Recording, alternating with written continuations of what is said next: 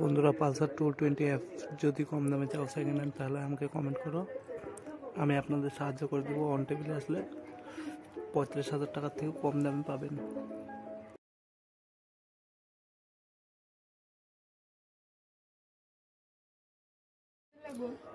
High বন্ধুরা, আপনারা পেয়ে যাচ্ছেন পালসার 220F মাত্র 45,000 টাকায়। যদি সেকেন্ড হ্যান্ড বাইক নিতে চান তাহলে আমাকে কমেন্ট করেন, আমি আপনাদের সাহায্য করে দেব। আর